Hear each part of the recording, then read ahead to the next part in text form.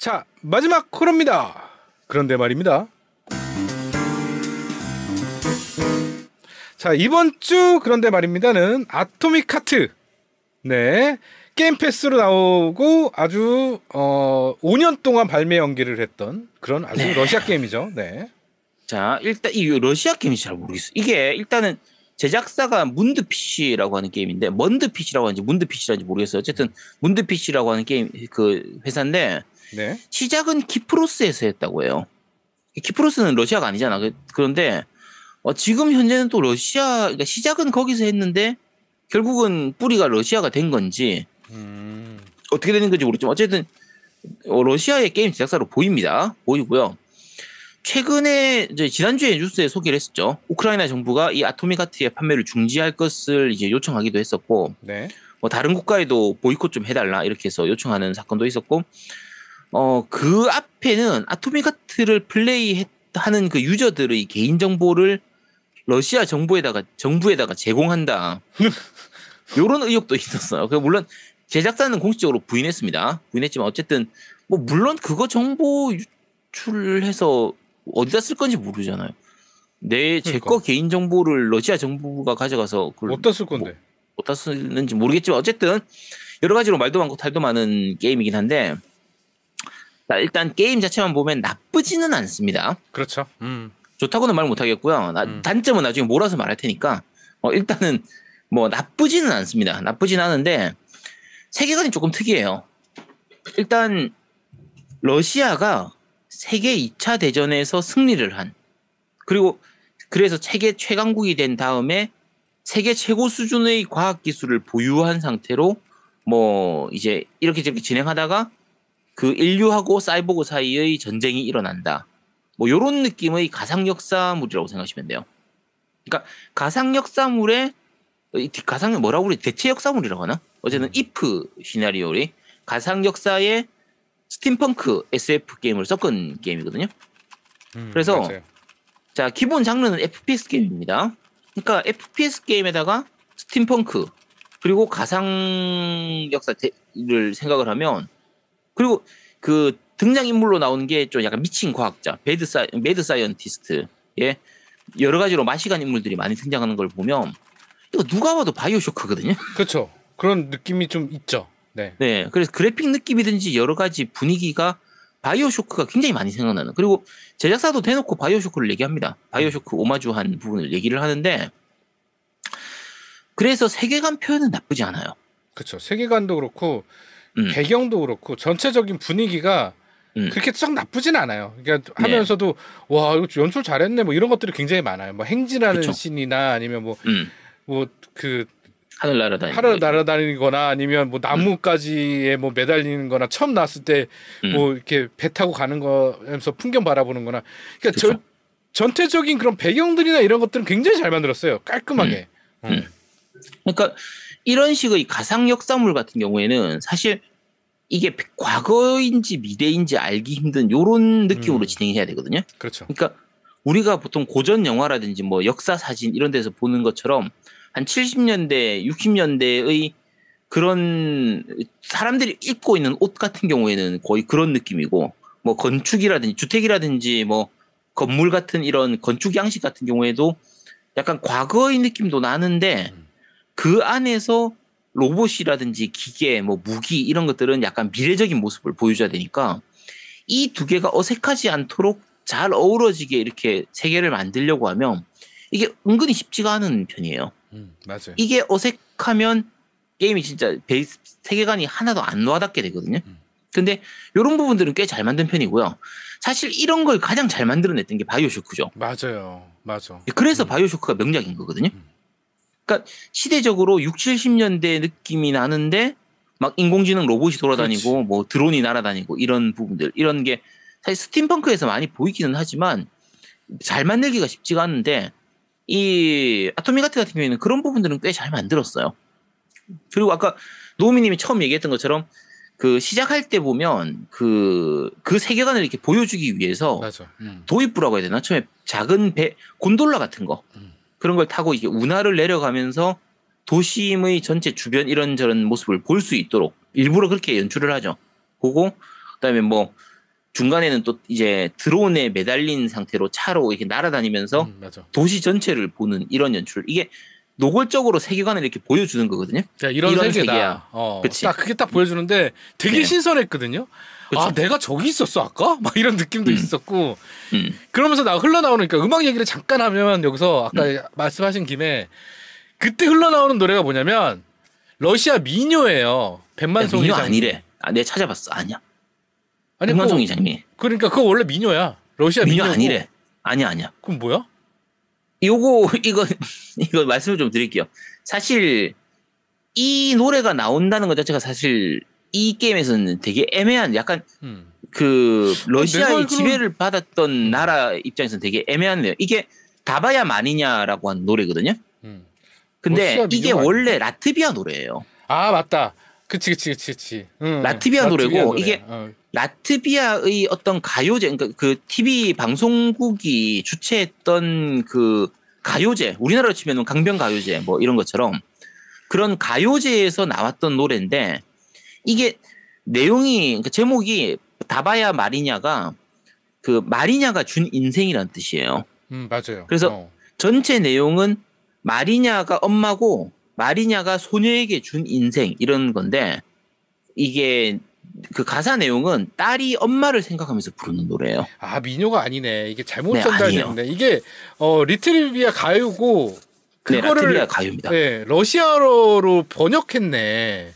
그러니까 번안했네. 그러니까 이게 사실 지금 최근에 이제 러시아하고 우크라이나의 전쟁이 있는 시점에 생각하면 되게 이게 이 게임이 약간 크게 와닿는 거죠. 이 게임에서 이 노래가 나오는 게 되게 약간 씁쓸한 것 중에 하나가. 씁쓸한 거네, 맞네. 그러니까 이게 아까 좀 그 가사 내용이 엄마가 딸을 낳으면서 생명은 주었는데, 그러니까 엄마가 인생을 준 거잖아. 그래서 제목이 마리냐가 준 인생이거든요. 그래서 엄마가 딸을 낳으면서 생명을 주었지만 일상이라는 게 너무 힘들다 보니까 행복을 주지는 못했다. 요런 가사 내용입니다. 그리고 나중에 그 딸이 엄마를 추억하면서 힘든 삶을 살면서도 이제 엄마를 생각하면서 좀 그러니까 눈물을 흘리고 이런 내용이라서 사실 가사 보면 되게 짠해요. 짠한 내용인데 이게 라트비아에서 이게 81년도에 나왔던 노래거든요. 그러니까 이게 세계 2차 대전 이후에 라트비아가 소련에 합병되면서 소련의 지배하에 있다 보니까 여러 가지로 힘든 삶을 산 거지.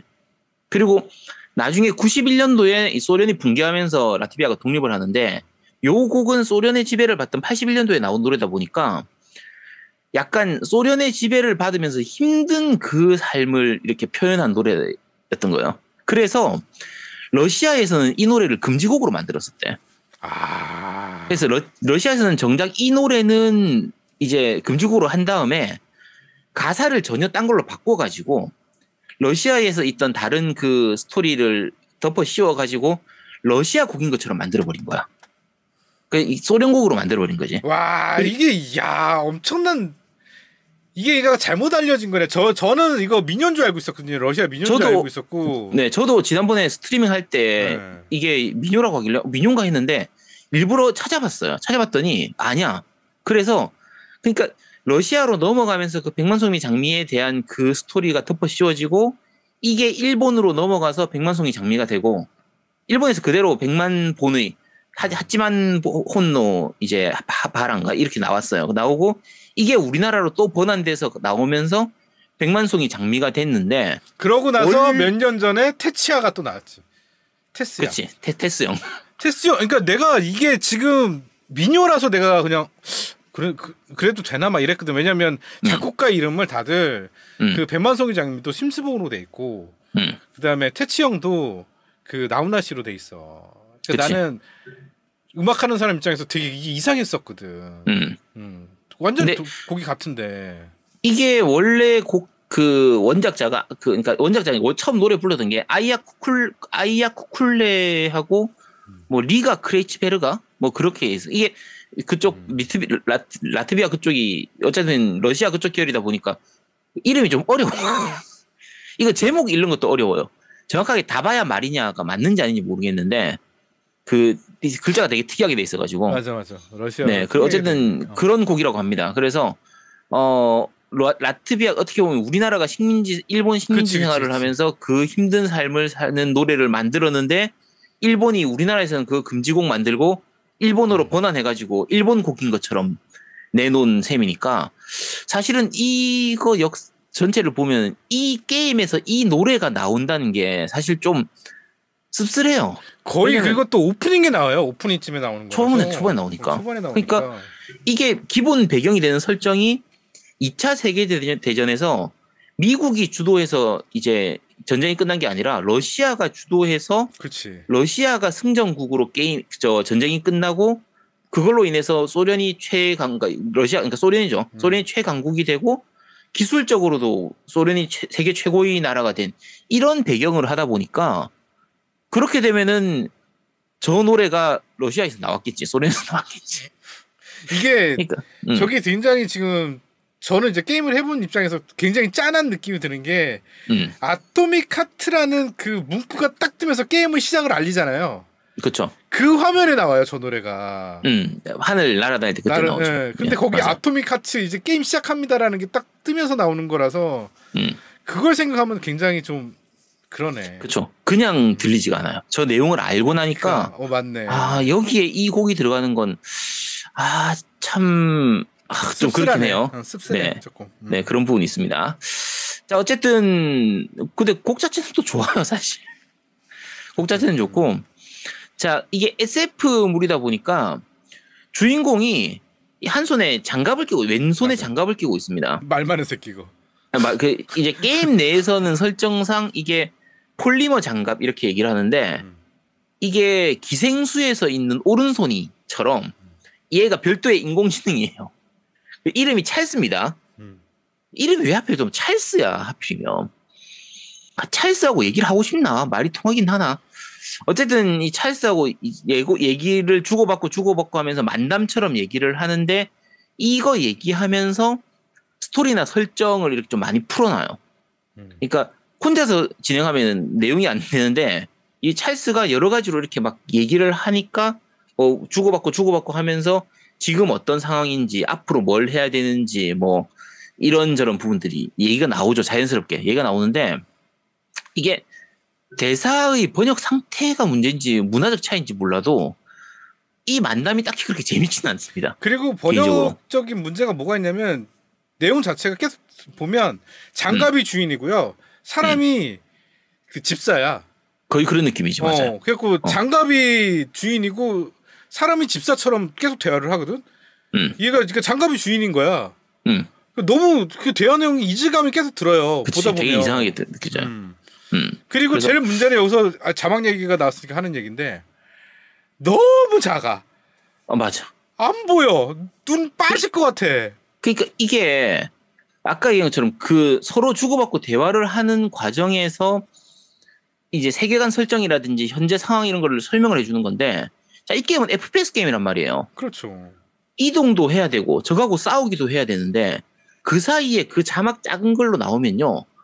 엄청 많이 놓쳐요. 그거 다 못 읽습니다. 글도 많아. 글도 길어. 말도 더럽게 많아요. 그리고 단점으로 그냥 넘어가자. 이제부터 단점으로 얘기할게요. 자, 그러니까 이 게임 내에서 그 여러 가지 정보, 아까 말씀드린 것처럼 스토리상의 설정이라든지 뭐 배경에 대한 부분들이 뭐 일반적인 액션, 그러니까 이거 어드벤처 게임들이 그렇지만 무슨 뭐 메일이라든지 글씨라든지 그렇지. 뭐 오디오 파일 같은 것들, 그러니까 누가 적어놓은 이렇게 음성 메모 같은 이런 것들이라든지 뭐 컴퓨터 안에 들어있는 메일 같은 거 이런 걸 통해 가지고 세계관을 파악할 수 있게 되는데 이게 파편화가 너무 많이 돼 있어요. 맞아요. 너무 잡다한 내용이 많은데다가 은유적인 표현도 많고 아까 이 찰스하고 서로 주고받는 얘기는 서로 약간 이렇게 까는 내용, 비유적인 내용 이런 게 너무 많다 보니까 내용 파악하는 게 너무 힘들어요. 다 잘 읽기도 힘들어. 양이 너무 많아서. 그러니까 파편화를 너무 많이 시켜놓은 편이에요. 이런 느낌으로 파편화 시키는 게 제가 싫어했던 게 그 컨트롤이었거든요. 맞아요.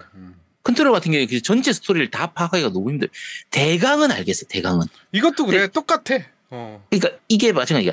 대강은 알아요. 이거 스토리 대강 알겠습니다. 과학자 구하기 위해서 이렇게 해가지고 그 이래저래 스토리 진행되는 건데 스토리는 스포 있으니까 말씀 안 드릴게요. 근데 딱히 대단한 스토리도 없습니다. 그치. 방금 아까 말씀드린 것처럼 러시아 과학 이게 있는데 인간하고 그러니까 로봇이 인공지능이 집단적으로 인간을 적으로 여기면서 인간을 공격하기 시작하고 그거에 대해서 이제 해결하기 위해서 이렇게 주인공이 가는 건데 왜 그렇게 로봇들이 갑자기 반란을 일으킨 건가 이런 것들을 찾아가고 하건 이런 스토리인데 대강은 알겠어요. 대강은 알겠는데 세세한 다른 외부 설정들이 너무 파편화를 많이 시켜가지고 조금 읽어보기 귀찮다. 파편화하기에 또 한 가지가 아까 이 왼손에 있는 장갑 있잖아요. 얘로 여러 가지 능력을 쓸 수 있습니다. 맞아. 뭐 염력을 써가지고 물건을 움직인다든지 뭐 냉기를 써가지고 저거를 얼려버린다든지 뭐 전기를 쏜다거나 뭐 여러 가지 스킬들을 쓸 수 있어서 이걸 가지고 게임을 진행하는데 이제 다양한 역할을 하는데 우리가 게임하면서 제일 많이 보는 건요. 이거 빨아들이는 진공청소기예요. 그러니까 아이템 같은 거 있을 때 이걸 꾹 누르면은 이제 진공청소기처럼 빨아들이는데 촉수들이 나와가지고 막 사람을 열고 막 그러지. 그치. 근데 문제가 이거 아이템을 너무 많이 조각조각 내놨어요. 그러니까 한 벽면 가득 서랍장이 서랍 세부적인 게 한 100개쯤 있어. 서랍이 100개쯤. 그러니까 서랍장 4개에 서랍장 하나당 서랍이 한 20개, 30개씩 있거든요. 이걸 다 열어야 돼요.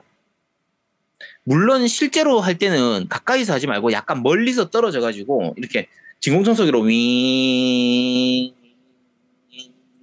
하면 다 먹을 수 있기는 한데 왜 굳이 이 짓을 해놨냐고. 그냥 아이템 한 군데다 모아놓고 버튼 하나 누르면 그냥 다 가져오도록 해주면 되잖아.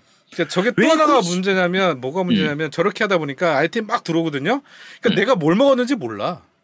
옆에 표시가 뜨긴 뜨는데 잘 안 보여. 어떻게 또 눈에 잘 안 들어와. 모르겠어. 이게 그러니까 쓸데없이 부품 같은 게 되게 많아요.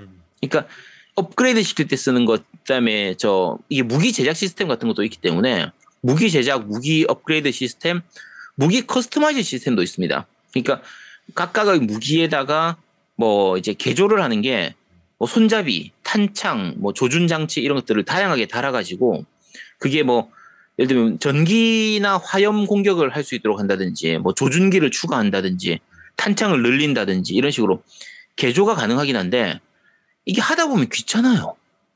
그냥 권총 하나 제대로 만들어주고 뭐 이제 전기총 하나 제대로 만들어주고 산탄총 제대로 만들어주면 되는데 이게 기본적으로 전투가 별로 재미가 없거든요. 이 게임은. 그러니까 이게 바이오쇼크는 굉장히 쫄깃하고 그 분위기가 되게 좋았거든요. 근데 얘는 그게 아니라 그러니까 난 로그라이크 느낌이 굉장히 많이 났는데 그 로그라이크의 느낌이 뭐냐면 저는 로그라이크 게임을 안 해요. 왜냐하면 짜증나 내가 스스로. 왜냐하면 제작자가 나를 압박하는 느낌이 들거든요. 게임이. 근데 얘도 똑같아. 그러니까 계속 압박하는 느낌을 받아요. 그러다 보니까 전투가 재미없어 그렇게. 이 게임의 전투를 재미없게 만드는 가장 큰 요소가 두 가지인데 첫 번째는 그 총알이 생각보다 부족합니다. 그렇지. 한 발 주고. 그래서 처음에는. 이게 초반에는 일반 권총이나 산탄총 뭐 이런 것보다 근접 무기인 도끼를 제일 많이 써요. 도끼 것도 성능이 괜찮아. 그리고 도끼는 그나마 손맛이 좀 있는 편이에요. 그런데 도끼를 제외한 나머지 대부분의 총알은요. 타격감이 하나도 없어요. 이게 타격감이 뭘 의미하는 거냐면 적이 오잖아요. 그럼 내가 산탄총을 맞췄어. 그럼 얘가 튕겨나가든지 이렇게 밀려나는 게 있어야 될 거 아니야. 적이 나한테 공격에 들어오다가 내가 권총을 쐈어. 그러면 적이 욱 이건 있어야 될 거 아니야. 안 하지. 아무런 반응이 없어요. 그냥 오지. 그래서 물론 이제 적이 설정상 적이 대부분 로봇이기 때문에 내가 총알을 맞아도 이걸 이제 뭐 튕겨내면서 온다거나 뭐 타격이 거의 없을 수도 있긴 한데 물리적으로 그래도 조금은 이렇게 밀려나는 느낌이 있어야 될 거 아니야. 하나도 없어. 그러니까 이게 쏴도 맞았는지 안 맞았는지 알 수도 없고 맞았으면 얘가 이렇게 마지막에 죽을 때는 그래도 하면서 이렇게 죽어야 될 거 아니야. 그냥 맞고 나서 그냥 제자리에서 앉아. 아니 그러니까 좀 한 발 한 발 맞을 때마다 뭐 움찔움찔이라도 좀 하든가. 타격감이 진짜 하나도 없어요. 너무 없어요. 그러니까 연출이 너무 엉망이라서 FPS 게임으로서 이렇게 타격감 없는 게임도 진짜 오랜만인 것 같아요. 맞아요. 후반 가면 그나마 총알이 좀 생겨서 다양한 총들이 나오긴 하는데 그래도 재미는 없어요. 그게 또 하나가 이제 패링 같은 시스템이 하나 있는데 저기 피하기. 빨간색으로 불빛 났을 때 내가 그 타이밍에 맞춰 때릴 때 그 타이밍에 맞춰서 회피를 하면 그 다음에 공격이 세져요. 그쵸. 그러니까 그거를 계속 노리게 되는데 얘가 언제 빨갛게 될지를 잘 몰라. 모르겠어. 와갖고 좁히고 있는데 갑자기 순간 빨개져가지고 딱 근데 그 타이밍에 세지니까 그걸 막 가끔 해보려고 하거든. 근데 이것도 생각대로 잘 안 되는 거예요. 그러니까 그치. 아 이걸 왜 이 시스템 왜 만들어놨지라는 생각이 또 들더라고. 되게 쓸데없이 만드는 거야. 회피 시스템인데 굳이 왜 이따 이거 FPS 그러니까. 게임인데 굳이 왜 이따 그 만들? 그리고 회피 시스템을 만들었으면은 그 이후에 회피하고 난 이후에 내 공격을 좀 이렇게 화려하게 이렇게 보여주거나 이런 거라도 있으면 좋은데 그렇죠, 그런 것도 그렇지. 없어요. 아무것도 없어요. 그러니까 타격감이 거의 없고 일단 SF잖아요 배경이 약간 스팀펑크고. 그러니까 우리가 바이오쇼크하고 비교해 보면 바이오쇼크에는 진짜 특색 있는 무기들이 많이 있거든. 맞아. 그리고 쐈을 때 그 다다닥 들어가는 게 진짜 제대로 표현이 잘 돼요. 잘 되고 이런 류로 따지면 데드 스페이스 같은 경우에도 뭐 절단검 같은 거, 그렇지. 뭐 약간 레일건 같은 그런 거 막 쏘는 거 이런 것들이 진짜 특이한 무기들 많단 말이에요. 그게 바이오쇼크의 최대 장점은 전투가 뭐랄까, 그러니까 한 방이 있어가지고 뭔가 좀 통쾌한 맛이 있어요. 그렇죠. 막 화염 방사기로 막 팍 하고 막 그치. 그런 느낌이 있다고 막 그런 좀 뭐 야수 같은 느낌이 있다고 남자들의 만의 그런. 어? 그치. 근데 얘는 그게 아니야. 너무 도끼 밋밋해. 그 다음에 뭐 총알도 없지. 그러니까 이게 아니 그 로그라이크 같은 느낌이 자꾸 드는 거지. 그렇게 하면서 이 게임 같은 경우에 총들이 여러 가지 종류가 있는데 예를 들면 전기총 같은 경우에는 충전식으로 쏘는 건데 전기총이니까 맞았으면 저기 지지 하던 거. 이런 게 있어야 될 거 아니야. 없어. 아무 반응이 없다니까. 그러니까 총의 종류는 여러 가지가 있지만 딱히 그게 차이가 별로 없어. 물론 이제 종류의 그러니까 그 활용의 차이는 있죠. 활용의 차이 있는데 적을 맞췄을 때의 차이가 거의 없다 보니까 맞아. 별로 재미가 없어요. 너무 밋밋해요. 밋밋하고 적도 마찬가지야. SF잖아. SF니까 적도 상상력을 좀 발휘해서 다양한 패턴을 이 적을 만들어 놓으면 될 거 아니야. 이 게임에서 전체 적의 90%는요. 그냥 미친 듯이 나한테 달려드는 좀비 같은 애들밖에 없어요. 그 코수염 난 아저씨. 그 찰리 채플린도 아니고 이상한 아저씨 막 권법 쓰면서 돌려차기 하고 날라차기 하고 하는 그 아저씨하고 그 수리 로봇 있어요. 이렇게 드론처럼 프로펠러 같은 거 달려가지고 이렇게 오는 그 수리 로봇. 이게 거의 한 90%고요. 저게 특이한 적들 가끔 나오긴 하는데 별 특별한 패턴이라는 게 별로 차이가 없습니다. 레이저 쏘고 이런 게 거의 전부이기 때문에 그래서 적들도 밋밋하고 내 공격도 밋밋하고 타격감도 안 좋고 그러니까 당연히 게임 자체가 전투가 재미가 없을 수밖에 없죠. 재미가 없는 거고요. 자, 전투가 재미없으면은 스토리라도 재밌으면 좋겠는데 아까 말씀드린 것처럼 스토리가 뻔한 클리셰예요. 맞아. 어디서 다 본 것 같은. 아까 설정은 특이하죠. 소련이 세계를 지배했을 때 거의 그런 느낌이니까. 근데 스토리상 이게 소련이 아니라도 별 차이가 없는 느낌이에요. 그러니까 굳이 왜 소련? 뭐 이런 거지. 그러니까 결국은 스토리가 뭐 인간의 네트워크화 그리고 로봇의 해킹을 통해서 사실은 해킹이 아니라 뭐 그런 여러 가지 그게 있긴 한데 어쨌든 로봇이 인간을 적으로 돌려가지고 이렇게 일어나는 여러 가지 일들 이런 건데 이건 뭐 많이 보던 내용들이라 딱히 뭐 특이할 것도 없고요. 그리고 이 게임의 가장 큰 단점이 되는 부분이 가장 큰 단점 두 가지입니다. 자, 첫 번째는 퍼즐 파트를 더럽게 만들어놨어요. 맞아요. 퍼즐 파트를 그게 개연성도 없고 왜 넣는지를 모르겠어.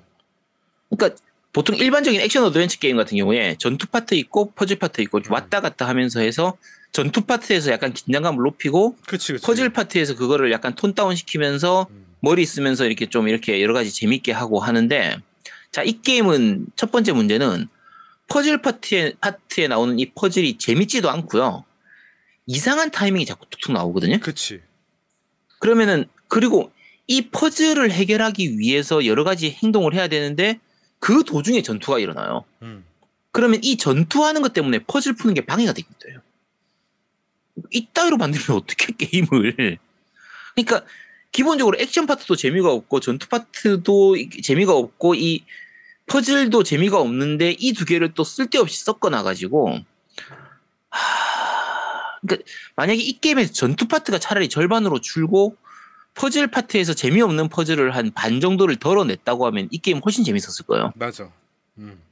근데 재미도 없는 퍼즐을 왕창 집어넣은 데다가 그걸 또 방해하는 전투 요소까지 들어가 있으니까 더 짜증나고요. 그리고 길찾기도 더럽습니다. 맞아.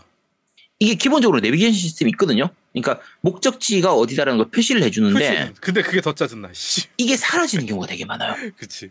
그러니까 최종 목적지는 표시가 되는데 그 중간 단계가 없어지는 경우가 종종 있습니다. 그러니까 쉽게 말하면 내가 어떤 열쇠를 얻어서 저 문을 열어야 된다라고 하면 내비게이션은 일단 열쇠를 먼저 가르쳐 줘야 될 거 아니야. 그치. 그래서 내가 열쇠를 얻고 나면 그 다음에 저 문을 가르쳐 줘야 되는데 대부분은 그렇게 하는데 이 게임 내에서 중간중간 몇 번은 그냥 문만 가르쳐 줘요. 맞아요. 문을 가르쳐 줘. 그러니까 갔다가 헤매는 거지. 문만 가면 열쇠가 없어. 열쇠를 찾아야 되는데 열쇠가 없는 거야. 이런 경우도 종종 있고요. 근데 되게 웃긴 게 그게요. 다시 돌아가다가 하면 갑자기 장갑이 뭐라고 할 때가 있어. 그치. 맞아. 그러니까 이 장갑의 대화를 놓치기가 맞아. 애매한 거야. 계속. 그치. 그러니까 실제로는 그 장갑이 이걸 어떻게 해결해야 되는지 얘기를 해준 거예요. 힌트를 해주는데. 근데 전투하느라고 내가 그걸 못 본 거지. 못 보지. 그럼 망해요. 그러니까 다시 얘기 안 해줘. 내가 초반에 진짜 그 제일 짜증났던 퍼즐 중에 하나가 그 냉각구 같은 걸로 보일러 시키는 그 퍼즐이라고 해야 되나 그런 기믹이 하나 있는데 내가 이제 안쪽에 보일러가 뜨거운 게 3개가 있는 거예요. 그러면 저쪽 옆방에서 가가지고 냉각구를 던지면 얘가 그치. 관 같은 걸 통해 가지고 보일러에 들어가서 보일러가 식게 되는 요 원리를 이용해서 그걸 풀어야 되는데 냉각구를 보냈는데 보일러가 안 식어. 사실은 이게 어떤 거냐면 그게 관을 통해서 가다가 중간에 그게 공이 걸린 거야. 거지. 그럼 내가 그걸 염력으로 해가지고 이렇게 조정해가지고 보일러까지 보내는 그런 기믹인데 그 걸렸다 어쩌다 이런 얘기를 이 장갑하고 둘이서 한 거지. 근데 나는 못 본 거야 그거를. 그래서 도대체 왜 이게 안 식지? 도대체 이 보일러를 어떻게 시키는 거지? 아까 내가 보냈는데 왜 안 돼? 진행이 안 되지? 이거 1시간 넘게 헤맸어요. 그러니까 이런 식의 기믹이 되게 많아요. 이 게임 내에서. 그러니까 쓸데없이 퍼즐에서 헤매게 만드는 그런 부분들이 굉장히 많이 있거든요. 그러니까 그리고 게임 초반부는 차라리 그냥 일자 진행형 액션 어드벤처니까 괜찮은데 중간에 넘어서면 이제 오픈월드로 바뀝니다. 근데 이 오픈월드 부분은 왜 들어가는지를 모르겠어요. 일자 진행으로 계속 했으면 좋을 텐데. 그냥 일자 진행으로 하면 돼. 그러니까 중간에 뭐 자동차 운전하라고 자동차 운전 부분도 있는데 딱히 뭐 운전하는 재미가 있는 것도 아니고 뭐 나가서 뭘 할 수 있는 것도 아니고 그냥 일자 진행으로 진행하고 이벤트 씬으로 컷신으로 그냥 넘겨버리면 될 부분을 쓸데없이 오픈월드를 만들어놨어요. 그리고 그 오픈월드가 자체가 굉장히 광활한 것도 아니에요. 그치. 할 수 있는 것도 별로 없어. 그냥 이동만 하면 끝이야. 아니 그럴 거면 그냥 이동을 시켜줘 그냥. 그러니까 선택지만 늘어나게, 그러니까 고민만 더 늘어나게 만든 것 뿐이에요. 그런데 어차피 굳이 거기를 가야 될 이유도 없고요. 가서 좋아질 것도 없고 거기를 왜 가야 돼? 근데 그냥 진행하는 게 훨씬 나아. 그냥 메인 이벤트 계속 진행하는 게 낫지. 거기를 왜 가? 모터로 가. 뭐가 있는 것도 아니고.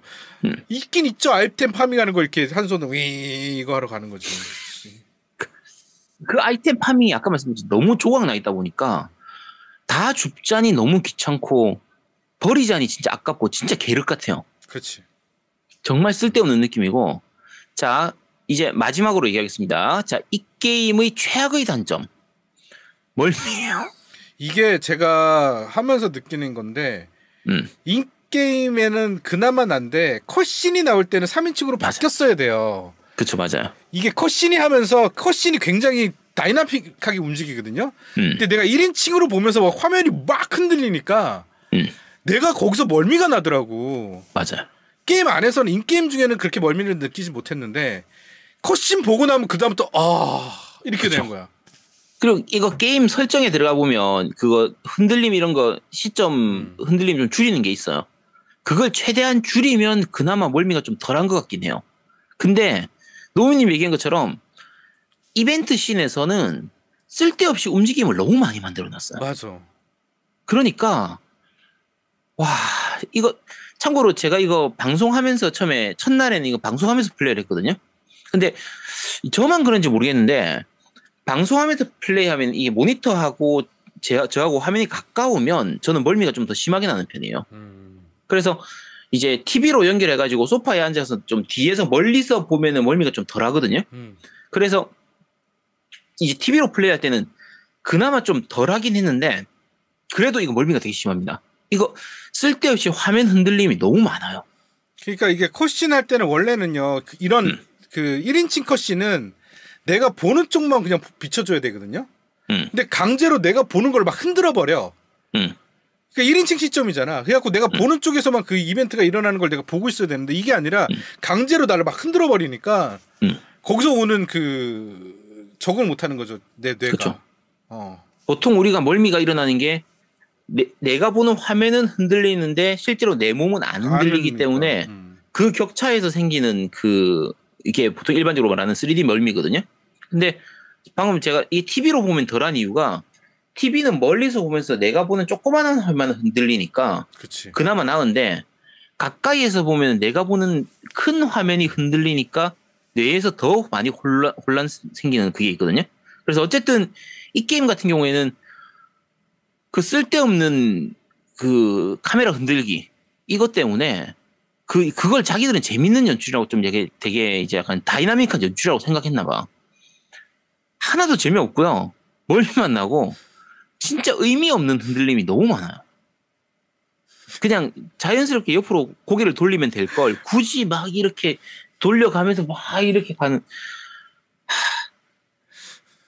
그래서 이 게임 같은 경우에 사실 아까 처음에 말씀드린 것처럼 못 만든 게임은 아니고 그렇게 재미가 없는 게임은 아니에요. 근데 뭔가 이 게임 제작사에서 이것저것 많이 넣으려고 욕심을 좀 부린 것 같아요. 그렇지. 이것도 넣어야 되고 오픈월드도 넣고 약간 SF적인 것도 넣고 스팀펑크도 넣고 이것도 넣고 저것도 넣고 요것도 넣고 다 넣으려고 하다 보니까 좀 죽도 밥도 안 된 부분이 있습니다.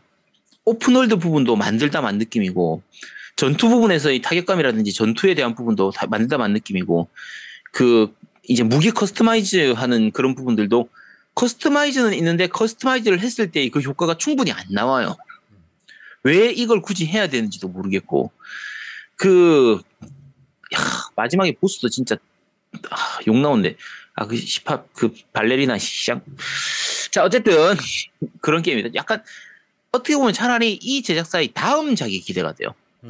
너무 좀 이게 좀 만들다만 느낌 아마추어스러운 그런 느낌들이 많이 보여가지고 차라리 다음 작에서 이런 부분들이 좀 고쳐지고 나면 더 괜찮은 작품이 나오지 않을까 이런 생각이 드는 게임이었습니다. 이게 개인적으로는 장점은 음악이랑 그 배경이랑 분위기거든요. 그러니까 그런 건 괜찮아. 그런 것들은 굉장히 잘 묘사를 했어요. 그래갖고 처음부터 막 그렇게 압도하는 장면이나 이렇게 배경들 묘사나 그다음에 흘러나오는 음악들이나 긴장감이나 분위기나 연출이나 이런 거는 되게 좋아요. 나름 괜찮았고 하면서도 나쁘지 않겠다 막 이런 생각도 들었고 하는데 이제 멀미가 쏠리기 시작하니까 그다음에 얘가 자꾸 말을 거는데 그것도 글씨가 작아. 그러니까 그것도 신경 써야 되지. 화면은 흔들리지. 멀미는 오지. 막 그다음에 길은 못 찾겠지. 막 이러니까 게임이 굉장히 어려워진다. 이거 내가 왜 이걸 해야 되지라는 생각이 든다라는 거죠. 와룡 같은 게임은 게임을 끄고 나서 누워서 잘라고 그래도 자꾸 생각나. 그 다음에 어떻게 됐을까? 뭐 이렇게 생각나. 그러니까 그런 게임이 좀 좋은 게임이라고 생각하는데. 제가 와룡 같은 게임을 하면요. 제가 첫날 할 때도 그랬었는 건데 게임 한참 하다가 씨발 어려워 죽겠네. 또 죽었어. 안 해. 때려쳐. 하고 나서 침대에 가서 눕잖아요. 한 번만 더 하면 될 것 같아. 다음날 아침 일어나면 왠지 감이 오늘은 될 것 같아. 야 오늘은 잡을 수 있을 것 같아. 가서 하면은 또 몇 번 하다 보면 잡혀. 그렇지. 잡히고 나면 생각하죠. 나 천재인가? 나는 내가 소울 위에 천재였나 봐. 한참 하다가 또 다음 정 나오면 안 잡혀. 나 안 해. 나중에 집에 가서 방에서 누우면 한 번만 더 하면 될 것 같아. 요런 느낌이란 말이에요. 얼마나 좋아. 얼마나 좋은 게임이야. 그러니까 저렇게 되면 나중에 성취욕도 있고 어쨌든 파이법을 내가 습득하는 거잖아요. 어쨌든 죽어가면서. 그쵸. 그러니까 그런 것들이 좀 쌓이는데 이 게임은 그게 아닌 스토리 게임인데 스토리 게임도 아주 중간에 왜 또 오픈월드로 날아가고 일자형 게임에 그러니까 이런 게 이게 5년 동안 연기한 것도 이해가 안 돼 난 개인적으로. 그러니까 이게 기획 자체를 5년 전에 했다는 얘기 아니야. 5년 또 이전이지. 게임이 5년 발매 연기를 한 거니까. 그러니까 아까 말씀드린 것처럼 이게 처음부터 약간 선택과 집중을 했어야 되는데 이것도 넣고 싶고 저것도 넣고 싶고 하다 보니까 이것도 만들고 저것도 만들고 해서 죽도 밥도 안 된 느낌으로 보여요. 개인적으로는 그렇게 생각합니다. 그래서 차라리 포기할 거 포기하고 오픈월드 부분 포기하고 뭐 퍼즐 부분 좀 한 절반 정도 쳐낸 다음에 나머지 절반에 대해서 좀 완성도를 높이는 이런 쪽으로 갔어야 되는데 그냥 이것도 넣고 싶고 저것도 넣고 이 퍼즐도 넣고 저 퍼즐도 넣고 이렇게 하다 보니까 더 재미가 없어진 그런 거라고 생각이 됩니다. 개인적으로. 이 게임은 볼륨을요. 플레이 타임 한 5시간 정도로 줄였어야 돼요. 5시간에 게임 끝나도록 만들었으면 이거 진짜 명작 됐을 겁니다. 그리고 난 1인칭보다 3인칭으로 했었으면 어땠을까라는 생각이 좀 많이 들어요. 아 그것도 차라리 들지. 괜찮아 차라리. 3인칭으로 보는 게 더 많은 정보를 볼 수 있거든요. 그 다음에 약간 또 좀 스타일러시하게 갈 수도 있는 거고. 오히려 전투가 더 재밌어질 수도 있어요. 그게 좀 맞아요. 아쉬워요. 그렇습니다. 네, 그렇습니다. 자, 그런데 말입니다. 네, 이번 주 아토믹 하트 네 리뷰는 여기까지 진행하도록 하겠습니다.